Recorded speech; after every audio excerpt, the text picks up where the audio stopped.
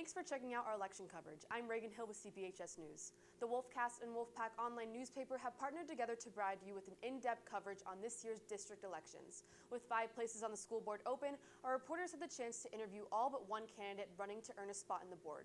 We asked each candidate the same questions with a few follow-ups. The video you're about to watch is their full unedited version. Please keep in mind that we do not fact-check any of their claims. Thank you for watching, and don't forget to vote.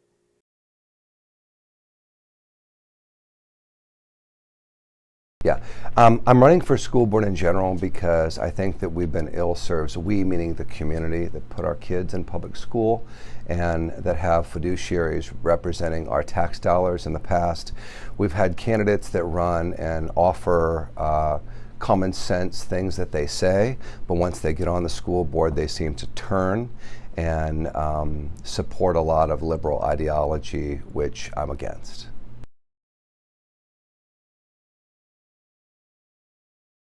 Well, I've run multiple companies. I currently own 3 medical companies here in Leander, and I have hundreds of employees, and it really comes down to managing revenue, expenses, and personalities, right? At the end of the day, if someone doesn't do their job well, they need to be, told of what the expectations are and look to do what the community expects, which is to do better than 52% of our children reading on grade level.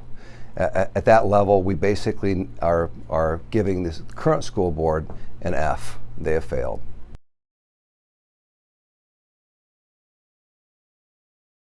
Well, Proposition A, only from what the current school board has told us, and the current superintendent, as an outsider in the community, we are limited to the mechanism and how they've shared recapture. Proposition A, meaning just the recapture in which we repay the state of Texas, right? One of 5 different ways to repay. I understand it, but I don't necessarily trust that we are currently in recapture. Recapture basically involves the trigger mechanism. Proposition A, the mechanism at which we pay is only done if in fact we choose to self-impose. If we choose to self-impose a tax increase of 35% increase to our budget, that's hence Proposition B. But Proposition A doesn't come into play unless we impose ourselves a $99.1 million tax increase. And so if in fact we have to pay it, then I am okay with it, but I'm not certain that we do, because the Proposition B has not been triggered, right? And so Robin Hood comes into play if in fact you have a community that has so much additional money and that they're taxed at the max, which is currently the rate. The school board is recommending the highest maximum rate, at which then it would trigger the mechanism needing to be chosen. We have not passed Proposition B yet, thereby we do not have an extra $99.1 million. Thereby it's a moot subject as to whether we repay recapture or not.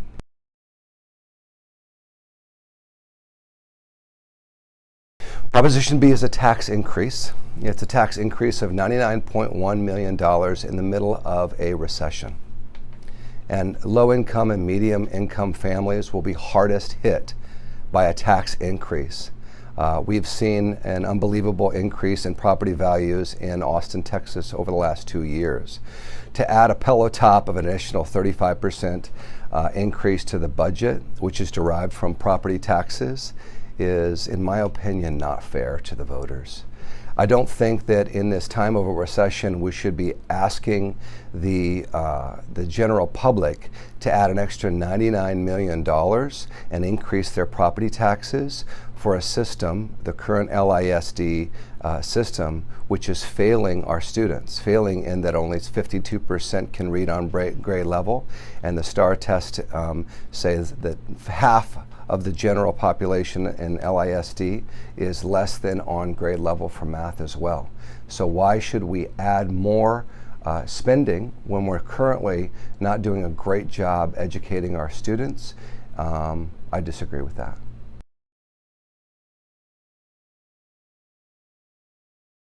the administration. We've seen an increase of student population grow since 2015. We've seen an increase of 12% of our student population over those years, whereas general administration has increased by 49% in those years. Health and Human Services has increased by over 88%. The debt payment is and the debt burden is increased by over 110%. We're not on pace with the current student growth, and so we need to take that into consideration. The fact that Superintendent Gearing once brought on, he added an extra 68 personnel to administration that earn over $150,000 a year.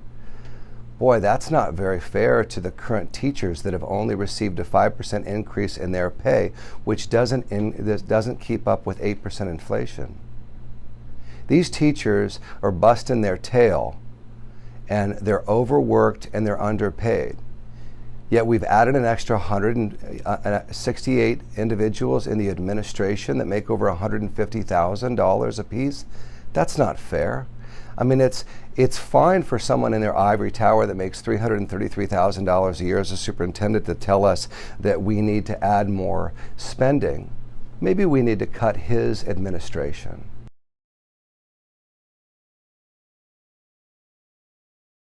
I'm not. I think that as I analyze any employee that works for me, it has to do with what the expectations are in their department, right? And so we look to a superintendent to keep us on track in academics. Obviously, by the figures I've stated, we're failing. 52% of the current students can read on grade level. I mean, he has not led us, as a leader, he's the top leader, to great academic achievement in LISD. That's very sad. I don't like to quote that statistic, but it's true. Furthermore, I don't agree with the sexual content in the books that he's allowed in. He did the same thing at Dripping Springs. That's why they ran him out of town. That's why they fired him. And if you don't take care of the budget, right, it puts a hole in the dollars that are spent for students like you.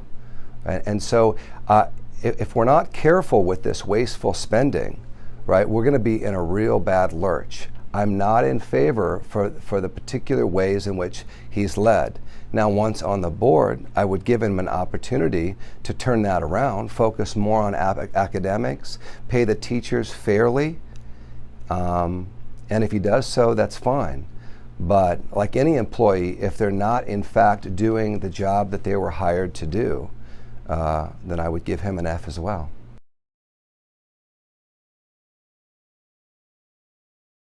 Well, it's because we've not had prudent leaders on the school board over the last 10 years that act as a true fiduciary. Right? There's a lot of responsibility being on the school board.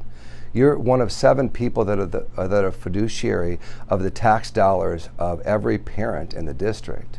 There's over 42,000 kids in our current district, and so we have a budget of over $400 million. That's a lot of money, right? And so we need to manage that appropriately. We've not looked to spending cuts in the way that we manage our affairs. We keep adding on, thinking that we're kids in the candy store and we can have every little perk we want for our schools. Used to be we could build a school for $45 or $50 million. We now build it for $180 million, and there's no checks and balance on that. How about an open bid process to see if we can lower the amount of how much it costs to build a school? How about we look at some of the expenditures and not just add more spending? At some point, a business, and this is a business, the district, we need to look at expenses and cutting expenses as well. So to answer your question, we're in this because nobody has been cutting expenses. We add more and more spending on the backs of moms and dads that are barely getting by, and we think we can just stick it to those parents and ask them for more and more money every year, and that they'll give us a blank check. I think that's a bridge too far.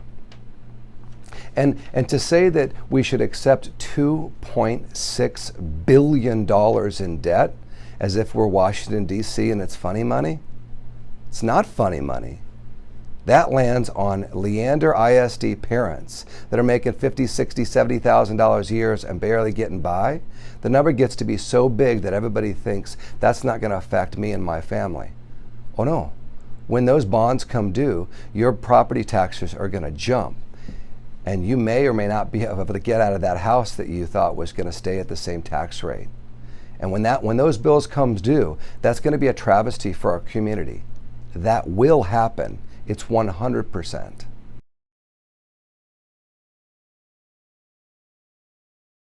Yeah, I've got a daughter here at CPHS, and she's a freshman here, and she plays softball, and she's a student like y'all right here at the school.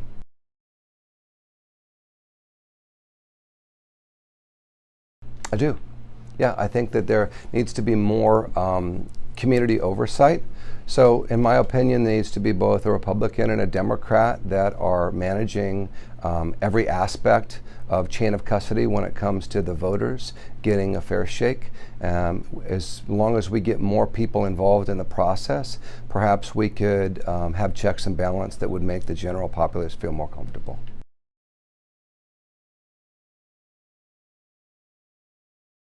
I will. Yeah, I mean, I'll do everything I need to do to check to make sure it was fair. I think that's the prudent and wise thing to do of anybody that's running for public office. And I will go through anything and everything to make sure that that was fair at the end of the process. But I anticipate it to be fair. And so to answer your question, I believe so, yes.